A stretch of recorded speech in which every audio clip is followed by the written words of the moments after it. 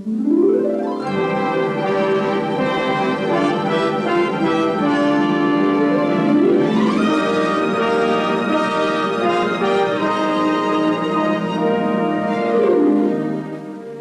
briefly review, the major portions of the Apollo spacecraft are the launch escape subsystem, the boost protective cover, the command module, the service module, and the spacecraft adapter, which carries the LEM, or Lunar Excursion Module.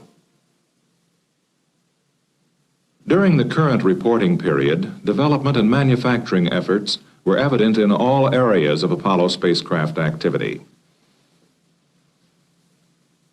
In subsystems development, for example, work continued toward early manned flight qualification. Such efforts were seen in environmental control subsystem development. North American Aviation, Downey, California, conducted the first manned ECS breadboard tests in a command module test cell. The tests included ground-level subsystem checkouts and hooking the space-suited test subjects into the simulated spacecraft suit ventilating circuits. ECS equipment is produced by the Air Research Division of the Garrett Corporation, Los Angeles. Another major spacecraft subsystem is that for guidance and navigation. The prime subsystem contractor, AC Electronics, Milwaukee, delivered all Block 1 G and N subsystems to North American and began Block 1 qualification testing. Block 1 spacecraft will be used for Earth orbital flights. Block 2 spacecraft will be used for lunar missions. Interrelated with spacecraft guidance is the stabilization and control function. Block 1 stabilization and control subsystem tests were conducted by the subcontractor Honeywell Corporation, Minneapolis, Minnesota. The stabilization and control equipment includes the translational hand controller, the flight director attitude indicator, and the rate gyro assembly.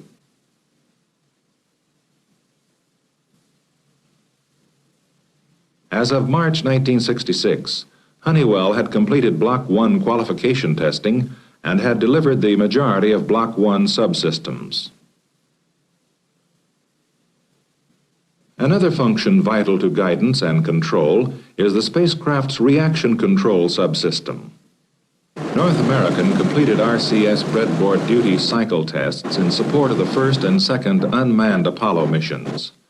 Tests are continuing to qualify the Rocketdyne-developed RCS equipment for manned Apollo flight. Block 1 qualification testing of the service module RCS engines was started in the fall of 1965 by the subcontractor Marquardt Corporation, Van Nuys, California.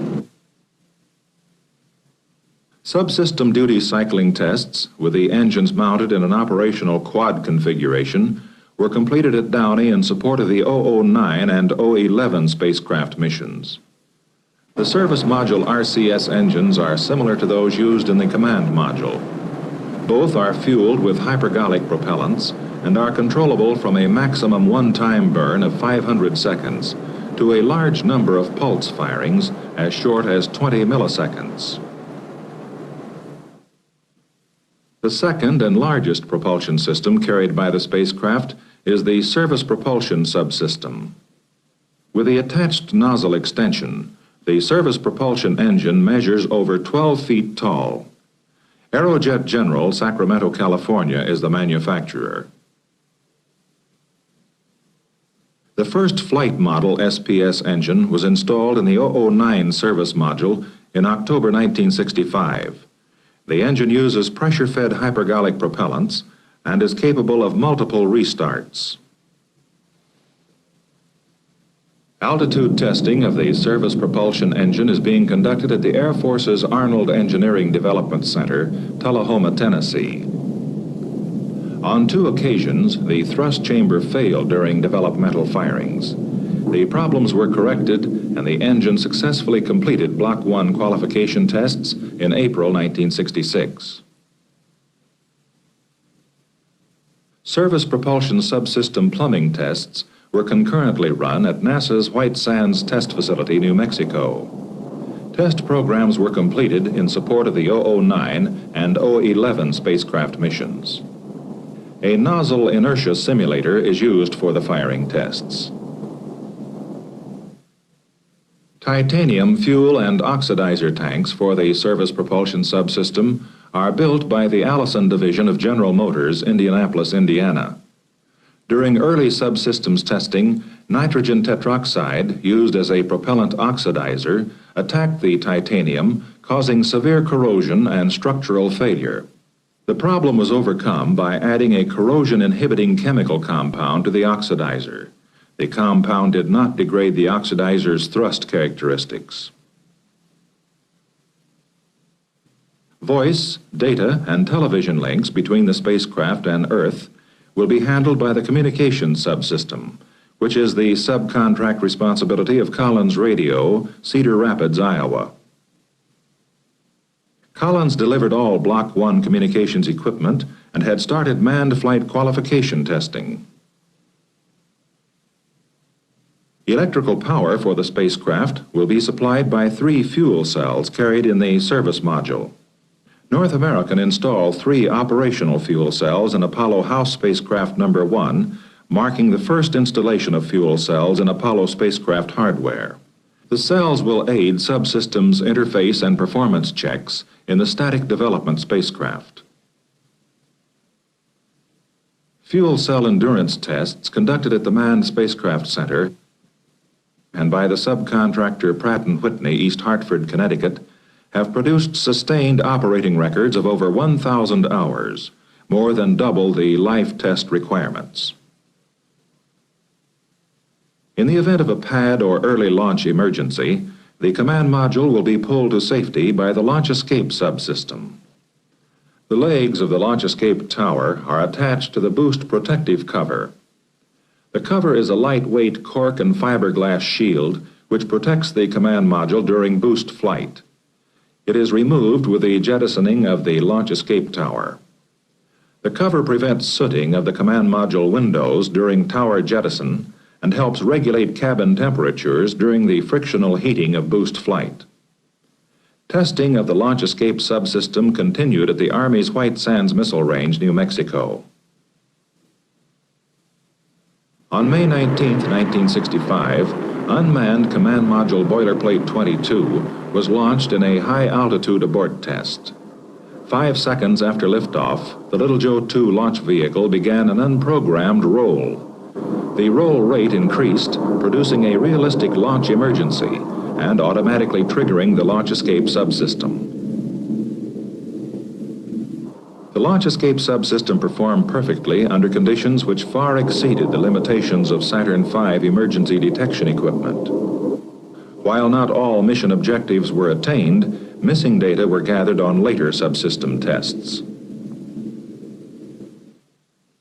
On June 29, 1965, a pad abort test of the launch escape subsystem was conducted using unmanned command module boilerplate 23A. Primary objectives of the test were to observe the performance of the boost protective cover and to determine the ability of a canard turnaround system to orient the module blunt end forward, the best position for parachute deployment. All mission objectives were achieved. On January 20th, 1966, the first flight article Apollo spacecraft, Command Module 002, was launched from White Sands in a power-on tumbling abort test of the launch escape subsystem. Nearing abort altitude, the Little Joe 2 was directed to execute a pitch-up maneuver which imposed the most severe dynamic stresses anticipated for Apollo. The launch escape motor then ignited and sped the command module free of the launch vehicle. The canards deployed on schedule and oriented the command module blunt end forward. All subsystems performed as programmed, including cutting of the parachute risers at impact. The test qualified the launch escape subsystem for all manned Apollo flights. The command module's parachutes are part of the Earth landing subsystem, which includes drogue and pilot parachutes and their deployment mortars, and 3 main 85-foot ring sail parachutes. Parachute drop tests are being conducted by the subsystem contractor Northrop Ventura at the Navy's El Centro, California test facility. A modified C-133 aircraft is used for the tests. The last of 12 Block 1 qualification drop tests was conducted in February 1966. Block 2 qualification testing is scheduled to start in mid-1966. This is a mock-up of a Block 2 command module. Note the distinguishing docking probe. The hatch and probe hardware will be removed to permit transfer of the LEM flight crew prior to a lunar descent. During development verification tests at North American, test subjects practiced removing and storing the crew tunnel hatches and docking hardware. Re-entry heat protection for the command module will be provided by the heat shield, which forms the module's outer surface. The ablation surface consists of fiberglass honeycomb sections, which are bonded to the module's outer metal shell. The 370,000 honeycomb cells are then individually filled with a phenolic epoxy ablator material. Avco Corporation, Lowell, Massachusetts, is the subcontractor. After curing, the ablation surface is machined to final dimensions. By the end of March 1966, Avco had delivered the heat shields for the first 3 Block 1 spacecraft. Concurrently, North American's Rocketdyne Division completed tests of heat shield temperature sensors. The sensors are placed at the heat shield bond line under the ablation material, where they report re-entry temperatures.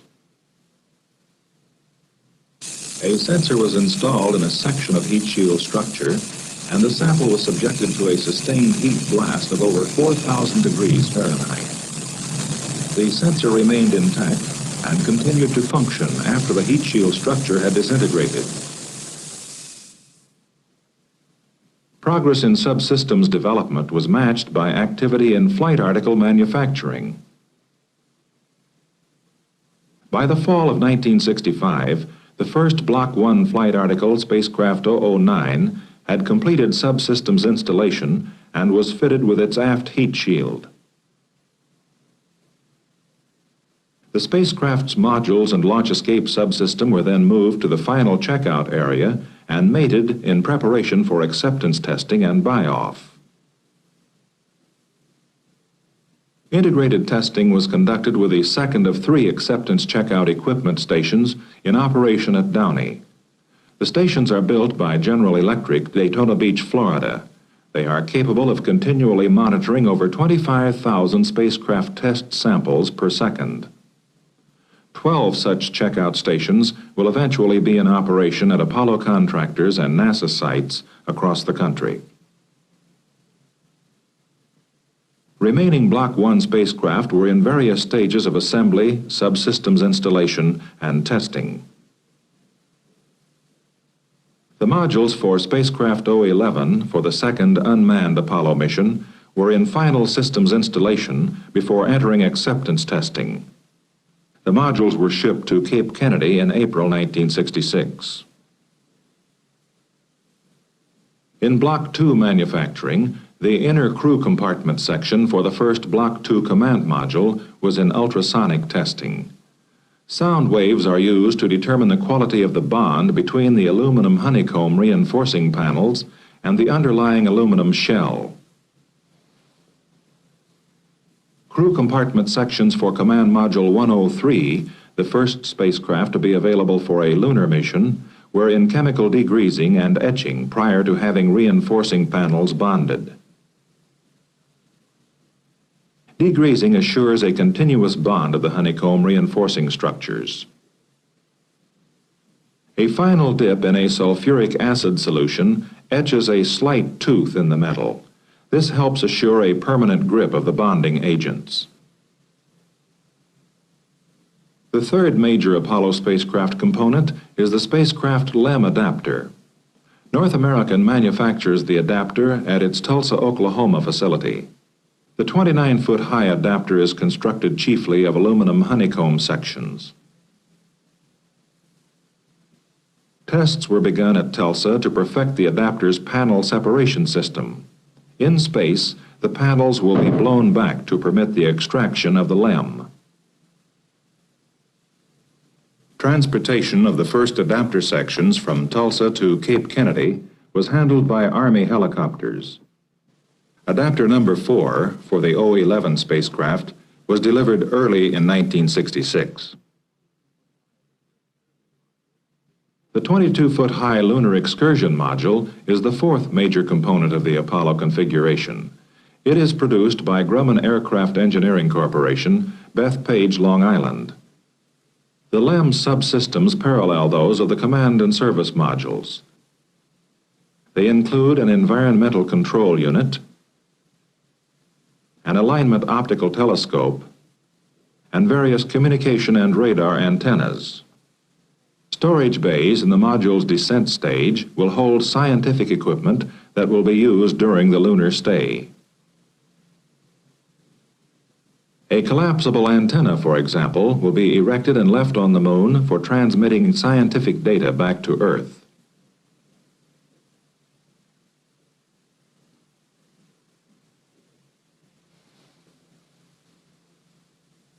Manufacturing efforts at Grumman were reflected in assembly progress on the first flight-configured ground test article. The module will be retained at Bethpage as a house development spacecraft. The first flight article LEM, scheduled for an unmanned flight aboard the 6th Saturn 1B launch vehicle, was in structural assembly. It was on schedule for delivery to Cape Kennedy in late 1966. Propulsion Ascent Stage Number 2 is destined for hot firing tests at NASA's White Sands Test Facility. The LEM test area at White Sands was completed in early 1965. It contains one ambient pressure stand and two altitude stands. Tests of the facility's steam generating system were begun in February 1966. The equipment successfully produced a simulated altitude of 125,000 feet. The chambers are evacuated by ejecting high-pressure steam past the chamber vents. In January 1965, heavyweight ascent stage test rig number 3 was installed in the ambient pressure stand at White Sands. The rig contains heavyweight tanks, tubing, connections, and fittings for the initial subsystem firing tests. The first firings, using the HA-3 test rig and a Bell Aerosystems Ascent engine, took place in April 1965. Altitude tests of the Ascent Stage propulsion subsystem will begin at the facility in mid-1966. Development altitude firings of the Bell engine were completed at the Air Force's Tullahoma Test Facility. Qualification testing of the engine began in April 1966. Developmental firings of the LEM descent engine were conducted by TRW at Tullahoma.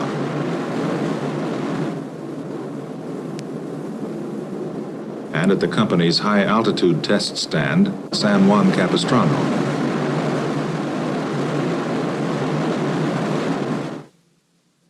In support of Apollo development schedules, a number of specialized test facilities have been created. Guidance and navigation equipment is calibrated with the aid of this spacecraft polarity checker. A crew couch vibration tester was used to determine the structural reliability of couch components subjected to launch vibrations. Command module heat shield structures are being subjected to the alternate hot and cold temperature extremes that will be encountered in space in this thermal testing facility. This is a tumbling and cleaning fixture designed to dislodge foreign particles which could become free-floating contaminants during spaceflight. Command Module 006 was used in the demonstration test of the fixture. The outdoor pool at Downey was used for continued structural testing. A boilerplate spacecraft fitted with an aft heat shield structure of the type intended for Spacecraft 009 was dropped to determine the structure's ability to withstand the most severe conditions of impact angle and velocity anticipated for Apollo. This is a playback of the drop test photographed by high-speed cameras inside the command module. Failure of the heat shield supporting structure resulted in design changes which were successfully demonstrated in later water drop tests.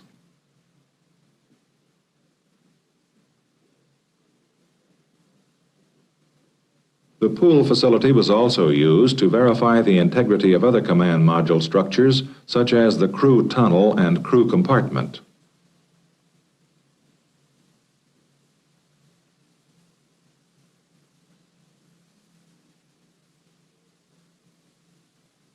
These scenes show the second of two positions in which the module can stabilize itself in the water, either apex up or apex down, as shown here. To invert an apex down spacecraft, a righting bag system was developed by North American. Block 1 testing will be completed by mid-1966. Development work of a different sort was underway in perfecting the designs of Apollo lunar mission spacesuits. Engineering models of the soft suit pressure garment and backpack were delivered by the contractors International Latex, Dover, Delaware for the suit, Hamilton Standard, Windsor Locks, Connecticut for the backpack. The equipment is part of the Apollo Extravehicular Mobility Unit, which includes an extravehicular visor assembly that can be attached to the helmet. The tinted visors can be used singly or in combination. The latest developmental hard suit for Apollo extended lunar surface investigations and possible deep space applications was also demonstrated. The lightweight aluminum and fiberglass assembly was developed by Litton Systems Incorporated, Beverly Hills, California. Apollo goals came closer to operational status with the arrival of the first production Apollo spacecraft at the Kennedy Space Center in October 1965. Following an extensive program of inspections, cleaning, build-up, and testing, the mated command and service modules provided the first view of flight-configured Apollo spacecraft modules. On December 26th, the command and service modules and the attached adapter section were mated to the Saturn 1B Launch Vehicle 201 at Launch Complex 34. Saturn launch vehicle development is under the direction of the Marshall Space Flight Center, Huntsville, Alabama. Throughout January and February of 1966, pre-flight tests were conducted to ensure every possibility of mission success. The unmanned spacecraft was scheduled to be launched on a 5,000-mile ballistic trajectory down the Atlantic Test Range. The mission would also help confirm the all-up concept of flight testing, in which all launch vehicle and spacecraft components will be flown together live for the first time. On launch morning, February 26th, low gaseous control pressures in the launch vehicle forced several recyclings of the countdown and an eventual scrub. However, 10 minutes later, the problem was corrected and the scrub decision was reversed. At 11:12 a.m. Eastern Standard Time, February 26th, Apollo Saturn Mission 201 was on its way.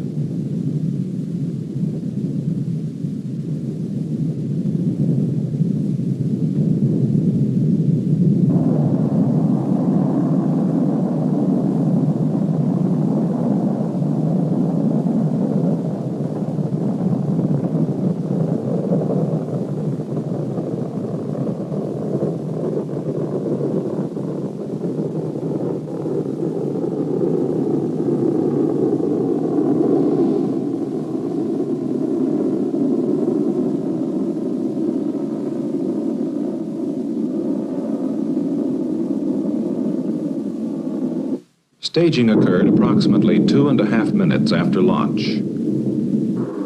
The 200,000-pound thrust second stage engine then ignited and propelled the spacecraft to a 310-mile altitude. This was the separation action recorded by an onboard camera.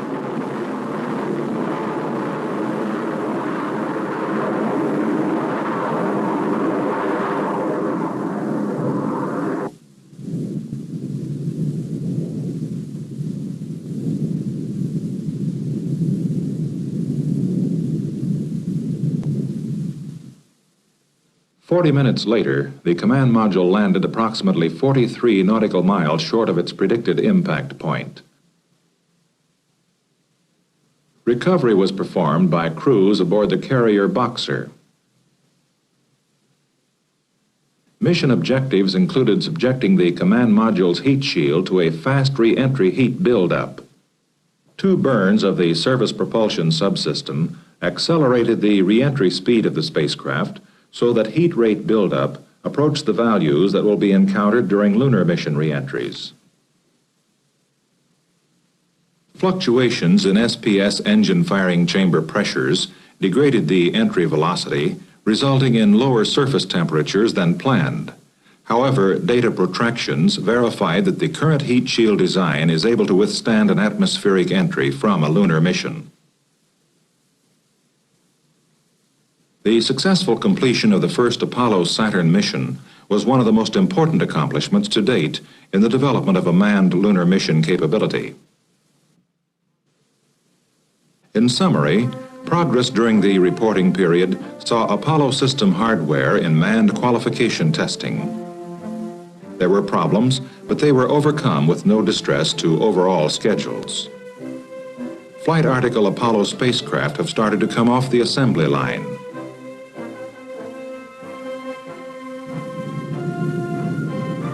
And subsystems tests have given way to full-scale flight verification testing. In all levels of Apollo spacecraft activity, program milestones continued to point the way to a scheduled manned lunar landing within this decade.